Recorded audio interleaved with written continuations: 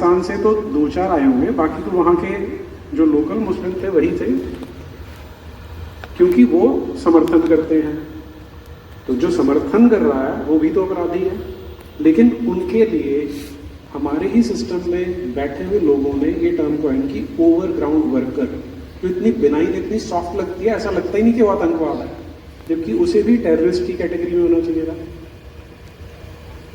दूसरा, हम अभी तक इस्लाम को धर्म बोल रहे हैं, और मैं कौल साहब से हैरान हो रहा था, कौल साहब ने भी धर्म बोल दिया, जबकि अगर हम धर्म की डेफिनेशन के अकॉर्डिंग चलेंगे तो इस्लाम को और क्रिश्चियनिटी को अधर्म बोलना पड़ेगा आपको।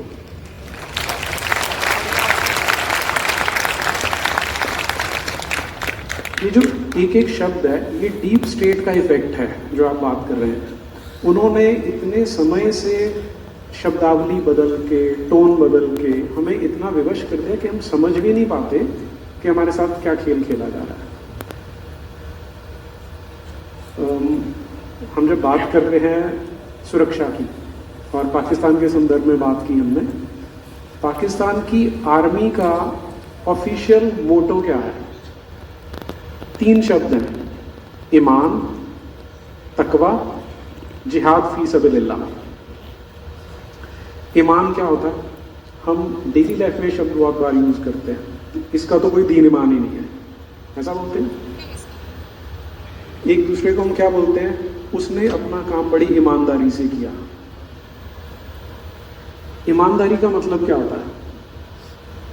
ईमान का मतलब है इस्लाम, और जो मुसलमान है क्योंकि उसके पास ईमान है इसलिए वो ईमानदार है। तो अगर आप इस्लाम की टर्मिनोलॉजी से चलेंगे तो इस हॉल में जितने लोग हैं इनमें कोई भी ईमानदार नहीं, हम सब बेईमान हैं। ये हमें हर समय ध्यान रहना चाहिए इस एक एक शब्द का। वो जब ईमान की बात कर रहे हैं, पूरी की पूरी आर्मी बात कर रही है, और जो कर्नल सिंह ने बोला कि पाकिस्तान सिर्फ बाहर नहीं है, हमारे यहाँ अंदर जो पाकिस्तान है वो ज्यादा खतरनाक है। ये सब चीजें आप वहां भी अप्लाई कर सकते हैं। ईमान, तकवा। तकवा क्या होता है? अल्लाह से डरना, डरने को बोलते हैं, खौफ को बोलते हैं, जो हमारे यहाँ की परंपरा नहीं है। हम कभी भगवान से डरते नहीं हैं, वो तो हमारे सखा हैं, प्रिय हैं, मित्र हैं। राम लला भी है, लला है, तो हमारे लिए वो रूप होते हैं भगवान के। लेकिन उनका है तकवा, कि उससे खौफ खाना, अल्लाह का खौफ। क्यों खौफ क्यों है? क्योंकि उन्होंने, अब किसी की भावनाएं आहत होती हैं तो उसके लिए मैं क्षमा चाहूंगा, लेकिन अल्लाह एक इमेजिनेशन है कि कोई गॉड कहीं 7वें आसमान पे बैठा है और वो तुम्हें दोजख में डाल देगा, इसलिए तुम्हें उसका खौफ खाना है। हर मुसलमान को उसके पैदा होने से उसके मरने तक यही सिखाया जाता है कि तुझे डरना है, तुझे खौफ खाना है, नहीं तो अगर तूने ये नहीं किया तो तुझे दोजख में तेरा पकौड़ा बना के तल देंगे। तीसरी, जिहाद फी सबिलिल्लाह, कि अल्लाह की राह में जिहाद करना। क्योंकि हम नैरेटिव की बात कर रहे हैं तो कुछ लोगों को तो इसका अंदाजा है कि जिहाद करने का अर्थ क्या है कि नॉन मुस्लिम्स को मारना है। लेकिन इस हमारे देश की डीप स्टेट ने और उनके सारे के सारे सिस्टम ने क्या किया पिछले 20 वर्षों में? उन्होंने कंफ्यूज करना शुरू कर दिया। सेल्स में एक टर्म आती है, if you can not convince them confuse them, कि जिहाद का मतलब तो जद्दोजहद होता है, इंटरनल स्ट्रगल होता है, जिहाद अकबर होता है, जिहाद असगर होता है। इस तरह की आप 8-10 चीजें सुनेंगे। लेकिन पहली चीज, आपको कहीं पर कुरान, जो सबसे उनकी फेमस किताब है, जो सबसे इंपॉर्टेंट बेसिक किताब है, उसमें आपको जिहाद अकबर का रेफरेंस नहीं मिलेगा। दूसरा क्या खेल खेला गया इसमें? एक और शब्द है जिसे बोलते हैं किताल। अब कत्ल तो हमने सबने सुना कि कातिल क्या होता है, कत्ल क्या होता है, तो किताल एक और शब्द है जो इस्लाम का है, कुरान का है। किताल फी सबिलिल्लाह बोलते हैं उसे। पूरी कुरान में जिहाद 35 बार आता है, किताल 123 बार आता है। ये मैं इसलिए बता रहा हूं कि हमें पता हो कि किताल ज्यादा इंपॉर्टेंट है बजाय जिहाद के। और उन्होंने बहुत जगह पर चालाकी से, मूल अरबी में तो किताल है, लेकिन हिंदी और इंग्लिश में जब ट्रांसलेट किया तो उसे जिहाद कर दिया है। थोड़ा सा सॉफ्ट बन गया, तो इस तरह से ये जो डीप स्टेट पूरे का पूरा जिसकी आप बात कर रहे हैं, उसने जो काम किया वो हमारे दिमाग पे किया है, हमारी मेंटल स्पेस को ऑक्यूपाई करके वो दिन प्रतिदिन अपने काम में आगे बढ़ रहे हैं। रडार के नीचे मदरसे प्रोलिफरेट हो रहे हैं, जिहाद करने वाले बढ़ते जा रहे हैं और हम लोगों की संख्या निरंतर कम होती जा रही है। तो मैं अभी इतना ही बोलना चाहता हूँ। जी, मैं कर्नल साहब के पास जाना चाहूँगा। सर, तालिबान, अफगानिस्तान में तालिबान का उदय एक इस्लामिक राज्य का उदय था। अफगानिस्तान में हिंदू और वहाँ के सिख भाई वहाँ से भाग कर चले आए, भारत आए, हमने सीए पॉलिसी बनाई। अब तालिबान पाकिस्तान से भी झगड़ा कर रहा है और भारत के साथ उसके अच्छे रिश्ते बन रहे हैं। ये जो सारा सिनारियो है, तो तालिबान और राष्ट्रीय सुरक्षा नीति की जब चर्चा होती है तो उसको हमने कैसे देखा?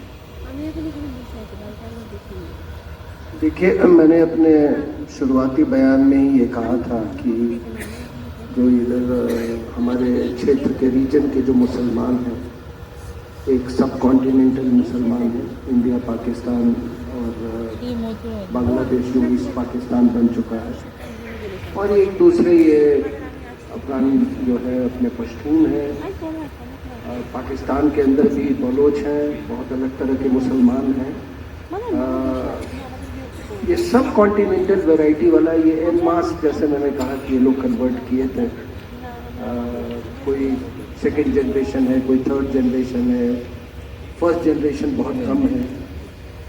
और इनका जो आपकी तरफ देखने का नज़रिया है वो भारत से नहीं नफरत करते हैं। जो हमारे सब कॉन्टिनेंट के मुसलमान हैं वो भारत से नफरत नहीं करते हैं, वो हिंदू से नफरत करते हैं। अगर ऑपरेशन सिंदूर से दो चीज़ें हुई, अभी चाइना का आप लोग जिक्र कर रहे थे। पहली बात कि आपका बॉर्डर तिब्बत के साथ है, चाइना के साथ नहीं। इस पर कोई भी हैंड चाइनीज जो मर्जी लोग बोल दें, 11,000 फीट में कोई उधर से आपका येलो रिवर के एरिया से इधर नहीं आ रहा है बस में, ठीक है ना। जैसे आप लद्दाख में नहीं जाके बच सकते हैं। तो एक तो ब्लफ हमने ये किया कि operation Sindoor was a two front situation. सारी टेक्नोलॉजी चाइना की थी जो इस्तेमाल कर रहा था, तो हमने टू फ्रंट सिचुएशन का तो मिथ को बस्ट कर दिया। और दूसरा एक पहलू था ऑपरेशन सिंदूर का, जो हमारे यहाँ जो अंदर का पाकिस्तान है बहुत दुखी है, बहुत दुखी है। और इसलिए ये अंदर का पाकिस्तान जो आपका है, ये जो आप अभी कह रहे हैं जो रामलीला मैदान में हो रहा है, ये अंदर का पाकिस्तान, ये गतिविधियां जो है ये मिलकर करेंगे। जहाँ तक तालिबान का सवाल है, वो तो शुरू से जिस दिन पाकिस्तान से बना उस दिन से ये कह रहे हैं कि तुम कहाँ का मुसलमान है, नया मुल्ला ज़्यादा प्याज खाता है। तो वो चीज़ तो इनमें थी। और मैं इतना ही कहूँगा कि हमको अब वहाँ महिलाओं को फ्रीडम नहीं है, वो नहीं है, तो आप क्या इस इस्लामिक कंट्री में आप क्या आपने ठेका उठा रखा है क्या? हमने तो ठेका नहीं उठा रखा है, लेकिन हमारा जहाँ भी जियो पॉलिटिकल हित होगा, स्ट्रैटेजिक हित होगा, हम उसके साथ मिलेंगे, चाहे वो जितने भी वक्त के लिए। तो अच्छा है वो पाकिस्तान की बजा रहे, हमको अच्छा लग रहा है ना। हम तो चाहते हैं कि पाकिस्तान खत्म हो जाए नक्शे से। जो भी उसमें हमारी मदद करेगा वो तो हम उनके साथ हैं। तो तालिबान को, पाकिस्तान तालिबान को हम उस नजरिए से देख। अच्छा, ये तहरीके तालिबान पाकिस्तान क्या है? तहरीके तालिबान पाकिस्तान वही अफगान पश्तून है जो कहा कि यार तुमने इस्लाम के नाम पर हमको लड़वा दिया लेके, ठीक है ना, और फिर हम ही से अमेरिका से हम ही को पिटवा दिया तुमने। वो लोग अफगान तालिबान बने, तो होने दीजिए ना, मजा लूटिए, उसमें थोड़ा और घी डालिए, हाँ उसको जलाने दीजिए। मैं ये 1400 साल को पहले कोई चीज शुरू हुई थी, तो और तो कहीं ना गजवाए ब्रिटेन तो नहीं है ना सर, गजवाए जर्मनी है ना, गजवाए हिंद है ना। हिंद क्यों है? क्योंकि वो जानते थे कि ये देर टफ नट टू क्रैक। ठीक है, इसलिए गजवा हिंद बना। तो ये बतवाइए गजवा इस्लाम कहां से शुरू होगा?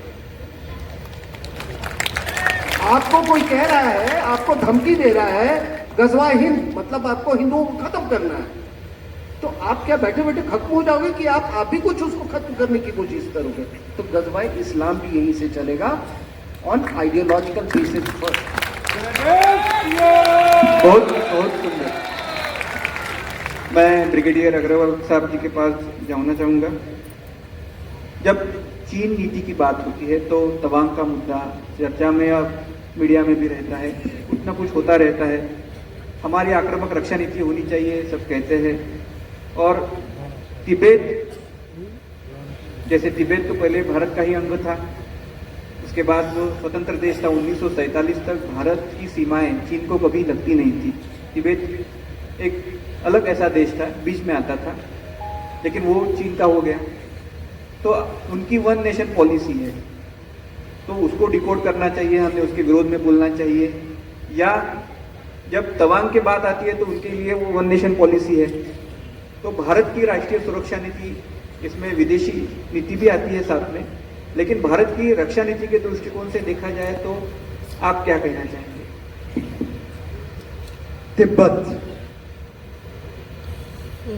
1914 शिमला अग्रीमेंट, आप लोग 1971-72 शिमला अग्रीमेंट सोच रहे होंगे। 1914, इसको 21 साल लगे ब्रिटिश सरकार को रेटिफाई करने में, और चीन ने साइन नहीं किया। तिब्बत एक बफर स्टेट था भारत और चीन के बीच में। 2003 में भारत ने औपचारिक रूप से तिब्बत को चीन का हिस्सा माना। शब्द प्रधानमंत्री के उस वक्तव्य में इस्तेमाल किया गया, रिकॉग्नाइज, बिल्कुल लीगल शब्द है ये। खेद की बात है पर सच्चाई है। दूसरा आपने बोला ताइवान। देखिए, भारत और चीन के नवीन इतिहास का शुरुआत एक साथ हुआ है। 1947 में हमें आज़ादी मिली, 2 साल बाद वहाँ की जो सरकार थी, कोमिंतांग सरकार थी, चांतिया शेख उसके प्रमुख थे, उनको चाइनीज मेनलैंड से खदेड़कर टापू, ताइवान एक टापू है, उसमें डाल दिया गया। वो सिमट गए और CCP, communist party of China, प्रमुख हो गई। उन 2 साल हमारे बाद तो हमारा स्टार्ट साथ हुआ है। आज कहाँ हैं वो, हम कहाँ हैं और क्या कारण है, वो एक अलग विषय है कि उनकी जीडीपी नॉमिनल टर्म्स में हमसे तकरीबन 5 गुना ज़्यादा है, पीपीपी टर्म्स में तकरीबन केवल दुगनी है, लेकिन बहुत ज़्यादा है। प्रॉब्लम कहाँ आई है? ये लोकतांत्रिक देश के हम और आप, और जब मैंने टीवी में बोला तो सर ये तो हमने कभी सोचा ही नहीं था। देखिए, आपके देश में अनेक राजनीतिक दल हैं और जनता, वोटर के पास ये क्षमता है कि वो उस दल को अगली बार सत्ता में न आने दें वोट के माध्यम से। तो दल, आप राजनीतिक दल देश की जनता की सेवा के लिए हैं। चीन में ठीक उल्टा है। समझिए इस बात को कि चीन में एक राजनीतिक दल है, CCP, communist party of China, और पूरा देश उस एक दल की खुशहाली में, पैर की मालिश में लगा है। ये जब आप देखते हैं राजनीति में, प्रबंधन में, शासन में, प्रशासन में बहुत फर्क डालता है। प्रोजेक्ट वो बहुत तेज कर लेते हैं, इसका भी प्रमाण है। आप सबको साथ लेके चलते हैं, सबका साथ, सबका विश्वास, सबका विकास, वहाँ ये सब कुछ नहीं। वहाँ पर एक धर्म के लोगों के पैंट कटवा दी, टोपी उठवा दी, नाचना मना है, नचवा दिया और काम करवाते हैं रुई के खेतों में। इसीलिए उनकी रुई उइगर मुसलमानों के बॉन्डेड लेबर से बनी है, अमेरिका नहीं खरीदता। तो जब आप ये ताइवान की और तिब्बत की बात कर रहे हैं, ये चाइना ने अपनी रेड लाइंस बनाई हैं। और जब आज हम चाइना की बात कर रहे हैं, प्लीज याद रखिए डेंग ज़ाओपिंग ने क्या बोला था आज से 30 साल पहले, hide your strength, wide your time. अपनी ताकत छुपा के रखो, अपने समय अपने काल की प्रतीक्षा करो और उस प्रतीक्षा काल में एकाग्र होकर राष्ट्रीय समग्र पावर बढ़ाओ। हम क्या कर रहे हैं पिछले 70 साल से? पिछला दशक छोड़ दीजिए। तो इन दोनों देशों की तुलना करने में ये प्रॉब्लम, एक पॉलिटिकल सिस्टम की प्रॉब्लम, एक राष्ट्रीयवाद की प्रॉब्लम, और अब आपकी जो रेड लाइंस हैं इसका मैंने जवाब टीवी पर 2017 गलवान टाइम पे भी दिया था, सर्जिकल स्ट्राइक पे भी दिया था, उस पे भी दिया था, बालाकोट टाइम पे। आप बॉक्सिंग में क्या करते हो? Offensive defence. वो आपको यहां मारता है तो आप बचाते हो, लेकिन आप उसको वहीं नहीं मारते हो, आप कहीं और से मारते हो। क्रिकेट में आप क्या करते हो? क्या आप केवल डिफेंस खेलते हो कि मैं फील्डिंग अच्छी करूंगा, बिना रन कमाए जीत सकते हो आप मैच? नहीं जीत सकते। ऑफेंसिव डिफेंस खेलते हो आप। लेकिन राष्ट्रीय परिप्रेक्ष्य में ये चीज हम अब जाग रहे हैं कि भाई तू हमें पहाड़ों पे, हिमालय पे खतरा पैदा करेगा, बंगाल की खाड़ी में, मलक्का स्ट्रेट में 80% तुम्हारा ईंधन वहां से जाता है, गला दबोच देंगे। वो अब कर रहे हैं हम। 10,000 करोड़ का प्रोजेक्ट माननीय प्रधानमंत्री जी ने कुछ साल पहले स्वीकृति दी और पार्लियामेंट ने और कैबिनेट ने स्वीकृति दी है कार निकोबार के लिए। वो हमको वहां तंग करे तो हम उसको वहां तंग करें जहां उसकी दुखती रग है। उसकी दुखती रग ये है। और तिब्बत और ताइवान रेड लाइंस हैं, इनको आप फाइनल ट्रुप कार्ड जैसे अपने विदेश मंत्रालय और कूटनीतियों की राजनीतिक नेगोशिएशंस के लिए, चेस के गेम, शतरंज के गेम के लिए छोड़ के रखें। छोटे से उस पर इनको सामने मत लाएं। ये आप गेम के आखिरी चेकमेट के, मात के कारण बनेंगे। बहुत सुंदर। नीरज अत्री जी, जेन जी आंदोलन नेपाल, जेन जी नेपाल में हुआ। सार्क देश, राष्ट्रीय सुरक्षा की बात होती है तो सार्क देशों की चर्चा आती है, उसमें अराजकता फैली हुई है, हम सब जानते हैं। विशेष रूप में नेपाल, और नेपाल में जेन जी आंदोलन हुआ। अब जेन जी आंदोलन की एक चर्चा विपक्ष में भी होती है, विपक्ष के लोग भी जेन जी आंदोलन भारत में होना चाहिए कहता है।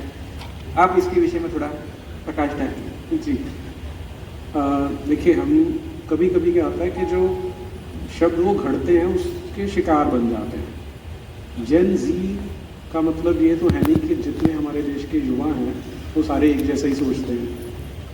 वो तो एक भ्रम है कि वहाँ पर किसी एक लॉबी ने कुछ लड़कों को एक्टिवेट किया। फ्रंट वो बच्चे थे, लेकिन जो पीछे से फोर्सेस काम करते हैं वो कुछ और होती है।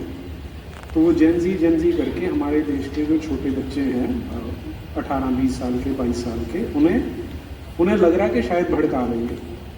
लेकिन अगर आप सड़क पे जाके देखेंगे, आज जब मैं आ रहा था, बेंगलोर से आ रहा हूँ जी मैं, तो वहाँ एयरपोर्ट पे कुछ युवा थे, 25-30 युवाओं का ग्रुप था।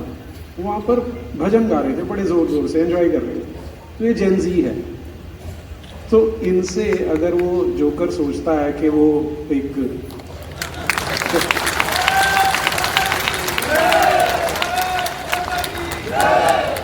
उसे लगता है वो कार्गो और टी शर्ट पहन के निकलेगा और जेन जी उसके पीछे लग जाएंगे, तो उनकी बेवकूफ़ी है वो। क्योंकि हमारा जो युवा है उसके लिए, उसे बरगलाने के लिए अब उनके पास रिसोर्सेज की बहुत कमी हो गई है। पहले कोई समय था वो कर सकते थे। एक सोशल मीडिया पे एक चुटकुला चलता है कि सबसे बड़ा माइग्रेशन कब हुआ था, तो उसमें एक एग्जांपल तो आता है कि ऑर्कुट से फेसबुक पे हुआ था सबसे बड़ा माइग्रेशन।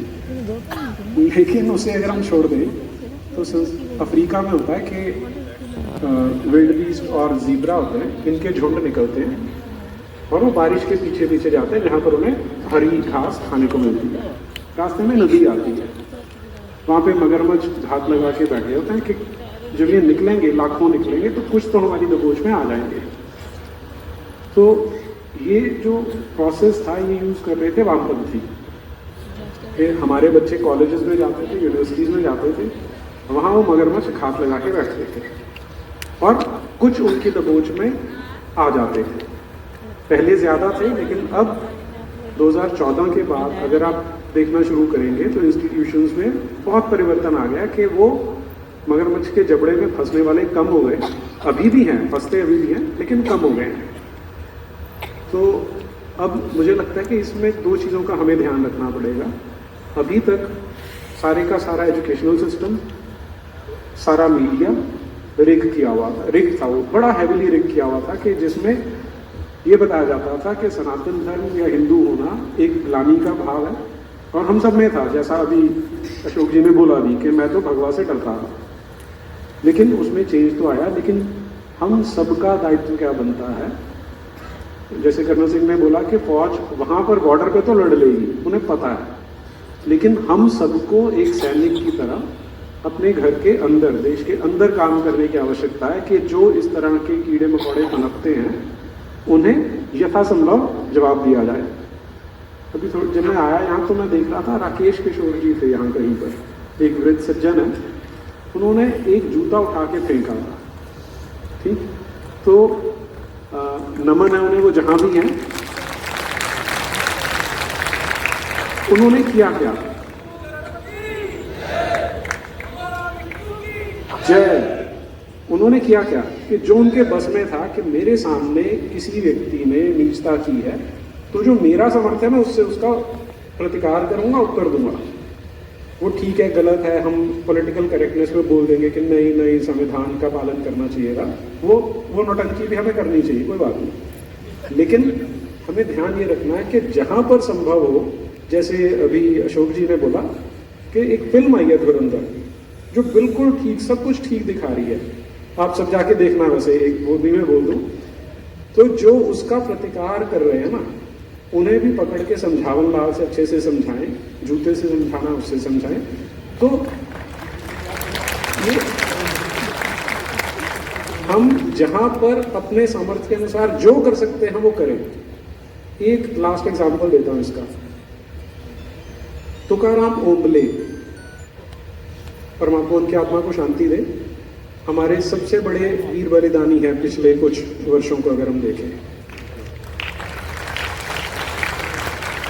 एक व्यक्ति जिसके पास केवल एक डंडा था, वो AK-47 से लैस उस आतंकवादी से भिड़ गया। वो ये भी सोच सकता है यार मैं क्या कर सकता हूं, लेकिन उस अकेले ने जो किया, उसने भगवा आतंकवाद को ध्वस्त कर दिया। पूरी की पूरी कांग्रेस की सत्ता, पूरे का पूरा पाकिस्तान, पूरी की पूरी पाकिस्तान मेंटालिटी, जिन्होंने कई वर्ष लगा के वो प्लानिंग की होगी कि हमें हिंदू आतंकवाद स्थापित करना है, उस एक व्यक्ति ने उस अजमल कसाब को पकड़ के वो ध्वस्त कर दिया।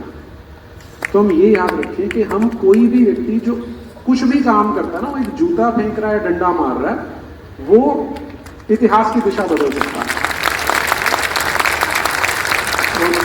तो हम यहाँ से ये प्रतिज्ञा लेके जाएं कि जो हमारे बस में होगा, हम धर्म के लिए जो हमें लगता है हम काम करेंगे, डरेंगे नहीं।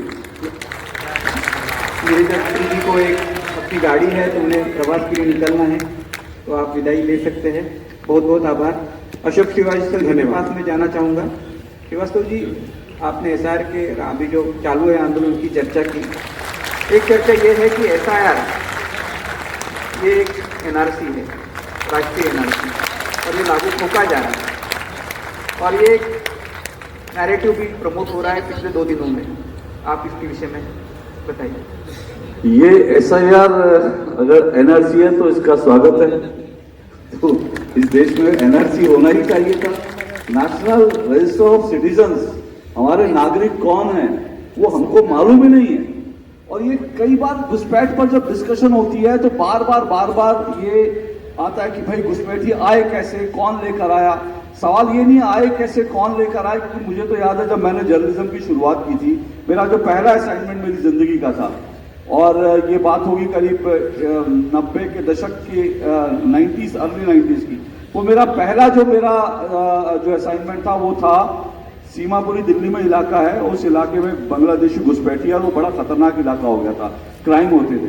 तो घुसपैठियों तो आज से आ रहे हैं, वो तो हमेशा से आ रहे हैं। तो ये जो नैरेटिव की लड़ाई जो आपने शुरू में कहा था ना, देखिए होता क्या है कि ये घुसपैठी, अभी अगर जैसे घुसपैठियों को लेकर आप सुनिए एक बयान आया था, पता नहीं कितने लोगों को देखा, कितने लोगों ने उसको काउंटर किया, कितने लोगों ने उसको लोगों को याद दिलाया। एक सईदा हमीद करके एक महिला है, वो सोनिया गांधी जी की बड़ी करीबी है।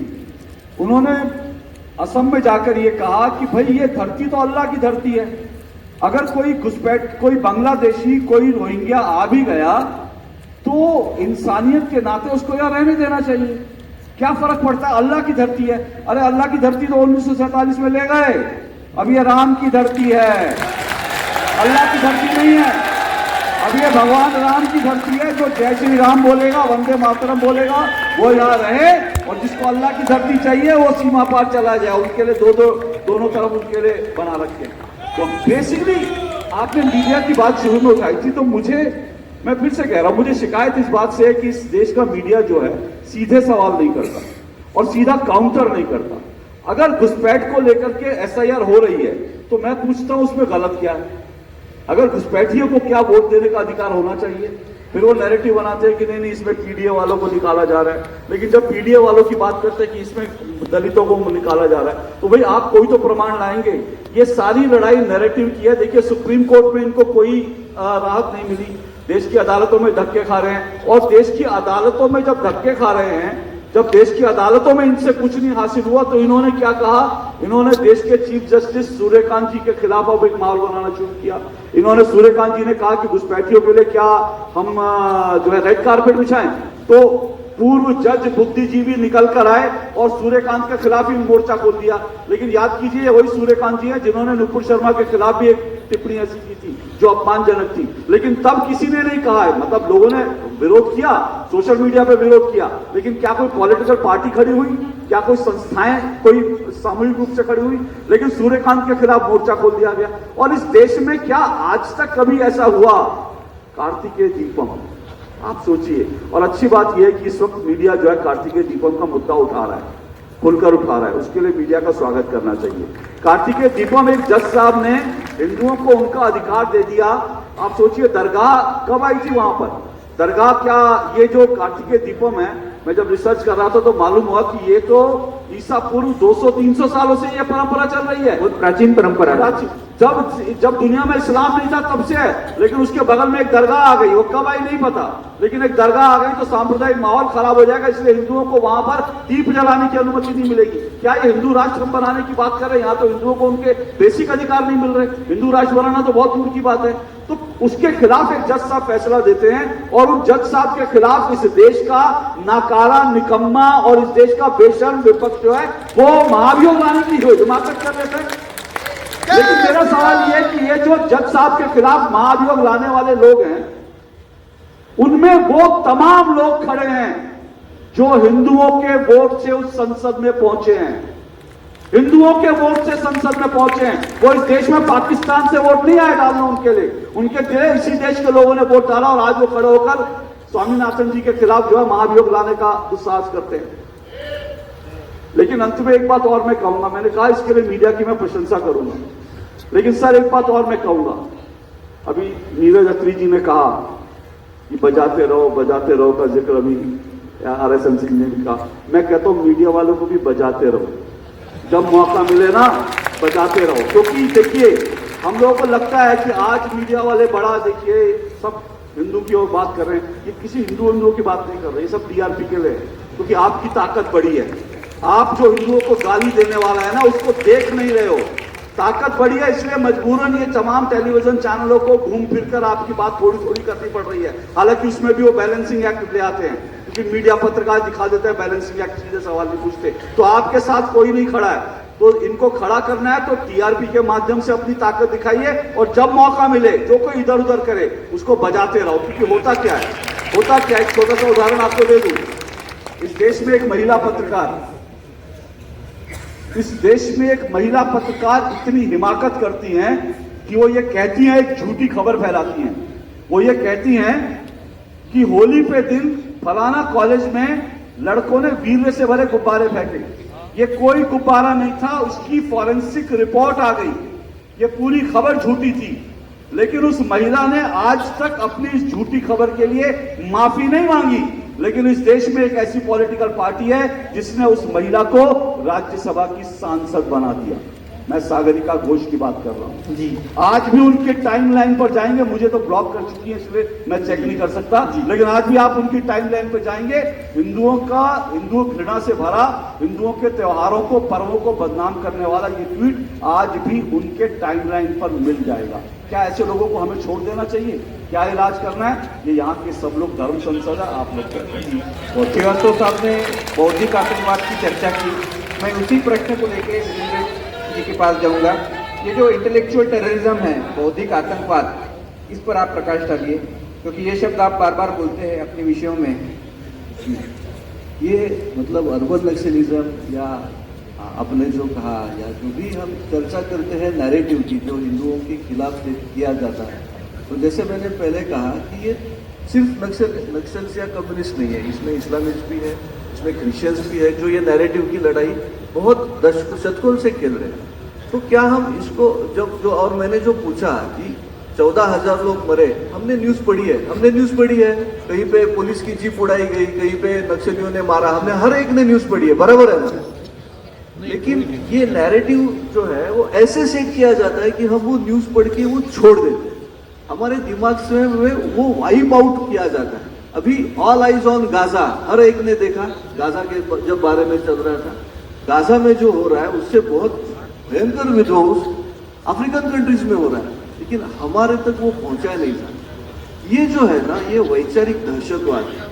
मैं एक अलग छोटा दूसरा उदाहरण दूं, जब हम ये कहते हैं कि 300 साल पहले, 400 साल पहले मुसलमानों ने ये अत्याचार किए, मंदिर तोड़े, तो वो हमें बताएंगे कि अभी तो छोड़िए ना, अभी तो कॉन्स्टिट्यूशन है, तो हम सब एक है, तो आप ये क्यों कहते हैं, राइट?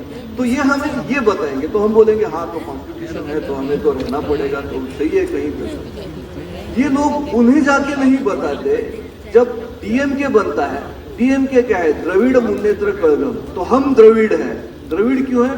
आर्यों ने हमारे ऊपर अत्याचार किए, इसलिए हम इसका विरोध करेंगे, हम आर्यों से लड़ेंगे। तो आपने कभी पढ़ा है XYZ आर्य राजा था, ये 4 द्रविड़ लोग थे, इनको उन्होंने मारा? कहीं डॉक्यूमेंट्री हिस्ट्री, इनको तो 70 साल का पूरा स्कोप था सिलेबस बनाने का, कहीं पढ़ा? नहीं पढ़ा। फिर दूसरी बात, अगर for the sake of arguments ये भी सोच लेते कि चलो भाई कुछ आर्यों ने कुछ द्रविड़ों को मारा, अत्याचार किए, वो पीरियड कौन सा है? वो तो 4000-3000 साल पहले का है। तो आप 3000 साल पहले की बात उगलाते रहोगे, बताते रहोगे, और 400 साल पहले की बात नहीं, वो बताना।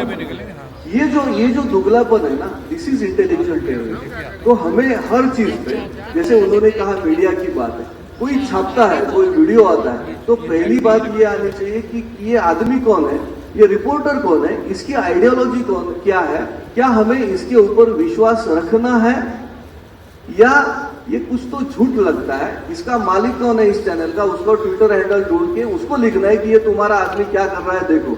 अगर ऐसा होने लगा, आप मुझे बताइए, हर एक रिपोर्टर की ऐसे बजने लगी तो क्या हो जाए? बजनी चाहिए।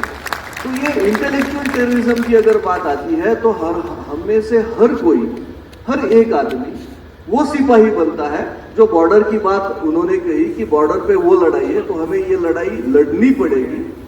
क्योंकि एक दूसरी बात मैं आपको पूछना चाहता हूं, हम इस्राइल की बात करते हैं और कहीं ना कहीं इस्राइल का जिक्र हर हिंदू के मन में आता है कि देखो वहां पे कैसे वो लड़ रहे हैं। हर इस्राएली को मिलिट्री एजुकेशन कंपलसरी है, they will serve there and they will again come back in civil services. ये क्यों बता रहा हूं?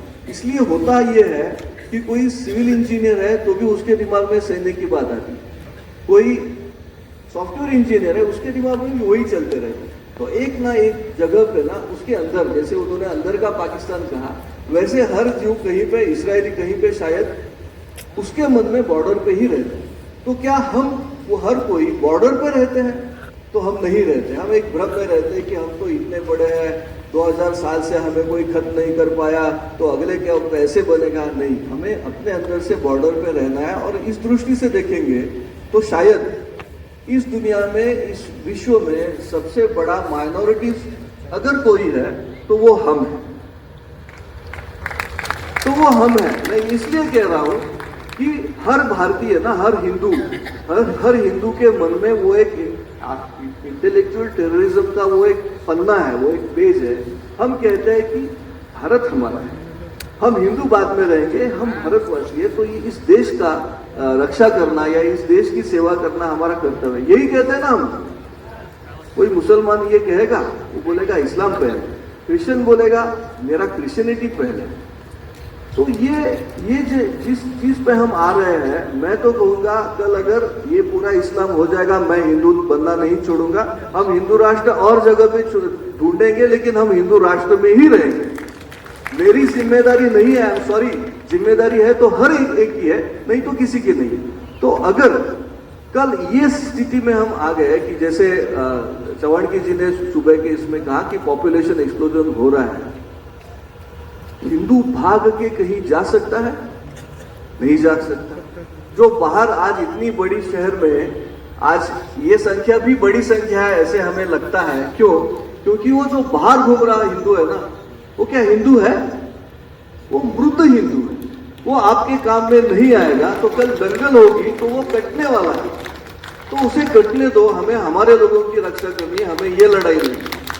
एकदम प्लेन, एकदम सिंपल। अगर ये है, अगर हम सुपर माइनॉरिटी है, अगर इस विश्व की अगर हम सुपर माइनॉरिटी है, तो शायद हमारे लिए हर क्षण, हर जगह, हर गली, घर के अंदर की चर्चा, दोस्तों के साथ की चर्चा, रिश्तेदारों के साथ का व्यवहार, हर जगह पे हमें ये हिंदू राष्ट्र देखना पड़ेगा। शायद किसी ने मुझे कहा था कि जब इस्राएल बना नहीं था तो जूस 1000 साल तक हर जगह, हर साल में एक बार मिलते थे और कहते थे कि अगली साल मिलेंगे जेरूसलम, अगली साल मिलेंगे इस्राएल में। तो उन्होंने सपना जिंदा रखा था हिंदू राष्ट्र का। क्या हम ये करेंगे? अगर ये हम नहीं करेंगे तो शायद ये इंटेलेक्चुअल टेररिज्म सबसे पहले खा जाएगा और बाद में वो फिर दरगाह के मंदिर के जगह पे दरगाह आ जाएगा। अब दरगाह की बात आती है, 2 मिनट आपके लेता हूँ। मंदिर बनाने की बात आई, मंदिर रिक्लेम करने की बात आई। मैं 2-3 सवाल आपको बताना चाहता हूँ, ये पूछिए, अपने आप से पूछिए, अपने दोस्तों से पूछिए। मंदिर तो हम ले लेंगे, लेकिन क्या ये दरगाह बने हैं? इस्लाम में दरगाह अलाउड है? इस्लाम में तो दरगाह हराम है, क्योंकि उनके पैगंबर ने कहा है कि दरगाह नहीं बनना है। तो ये लाइन आप हम कब चलाएंगे कि भाई हमारा मंदिर छोड़ दो, तुम्हारा ये कब पाड़ो? पहली बात। और जो पहला मैंने पूछा कि वो लोग बताएंगे कि संविधान की बात, हम तो संविधान में है, हम तो अब संविधान के बारे में ये कहा जाता है कि डॉक्टर बाबा साहेब आम्बेडकर ने एक संविधान लिखा। ये एक स्टोरी चलाई जाती है कि एक सुबह रात को वो बैठे पेन लेके, एक इतना बड़ा पेपर्स का ये लेके डन डन डन डन लिखते गए, सब हो गया, ठीक है, ऑलराइट। आप गूगल कीजिए, ये वही बाबा साहेब आम्बेडकर ने बाद में कहा है कि आई will be the first person. ये मेरा संविधान नहीं है, ये बाबा साहेब आम्बेडकर ने पब्लिकली कहा है। ये जो आप संविधान की बात कर रहे हो और मेरा सम्मान कर रहे हो संविधान के बारे में, सॉरी, ये मेरा संविधान नहीं है। I will be the first person to burn it. मैं दुनिया का वो पहला आदमी रहूंगा जो इस संविधान को जलाना चाहूंगा। ये आप अभी गूगल करके देखिए। तो क्या हम ये नहीं लोगों को पूछ सकते कि आप कौन से संविधान की बात कर रहे हैं, आप कौन से आम्बेडकर जी की बात कर रहे हैं? अगर उस संविधान की बात कर रहे हैं जो आप कह रहे हैं कि आम्बेडकर जी ने लिखा, तो वो तो कह रहे हैं इसको जलाना चाहिए। फिर आप राष्ट्रपिता गांधी जी की बात करते हैं। अब बात आई है तो एक लास्ट ये बता देता हूँ। अब अंबेडकर और गांधी आपको मिलेंगे एक दीवार पे, दोनों के फोटो साथ साथ में लगे मिलेंगे, और पता हम है तो हम शायद सावरकर जी का लगाएंगे और वो शायद अंबेडकर और गांधी जी का लगाएंगे। ये प्रतिमाओं की बात। गांधी जी के बारे में अंबेडकर क्या कहते थे हमने कभी देखा है? अंबेडकर ये कहते थे, जब गांधी जी की बात आती थी तो वो कहते थे वो जो ऑल होता है ना, उल्लू, तो गांधी जी उल्लू जितने पवित्र हैं। और नेहरू जो स्कूल गोइंग बच्चा होता है, अंबेडकर कहते थे स्कूल गोइंग बच्चा जितना मैच्योर होता है उतने नेहरू मैच्योर होते। तो ये हम सवाल कब पूछेंगे कि भाई आप गांधी की बात करते हैं, अंबेडकर वाले गांधी या कौन से वाले गांधी? सवाल हम नहीं पूछते, हम हर जगह पे ना डिफेंड करते जाते हैं and thus we become victims of this intellectual terrorism. हम उसकी शिकार अपने आप बनते जाते हैं। फिर स्कूल में होंगे, मीडिया में होंगे, मूवी में होंगे। जैसे उन्होंने कहा अभी धुरंधर आई और फिल्म आई, क्यों आई? बॉलीवुड में कोई देशभक्ति नहीं है, हम देख रहे हैं वो मूवीज, पैसा मिल रहा है इसलिए आए। तो हमें तय करना है कि हमने क्या किया। मैं राहुल कौल जी के पास जाना चाहूँगा। राहुल जी, संक्षेप में अंतिम, कश्मीरी हिंदुओं का पुनर्वास कश्मीर में, कश्मीर की घाटी में होना चाहिए, इसलिए ये सब सदन आपके साथ है। आप इनको क्या, इनसे सहायता मांगेंगे, आप इनसे क्या योगदान मांगेंगे? देखिए, बहुत ज्यादा एकेडमिसाइज, पॉलिटिसाइज और इंटेलेक्चुअलाइज हुआ है कश्मीर का इशू। मैं आपके सामने थोड़े शब्दों में आपको कुछ चीज समझाना चाहता हूँ। 1990 से पहले जिस परिस्थिति में कश्मीर में रहते थे और वहां पर 90 में हमारा 7वां पलायन हुआ, डेटा का जमाना है। डेटा ये कहता है 1339 से 1990 में कश्मीरी हिंदू समाज कश्मीर के अंदर बिखरा हुआ था, एक बिखरी हुई परिस्थिति में रहता था।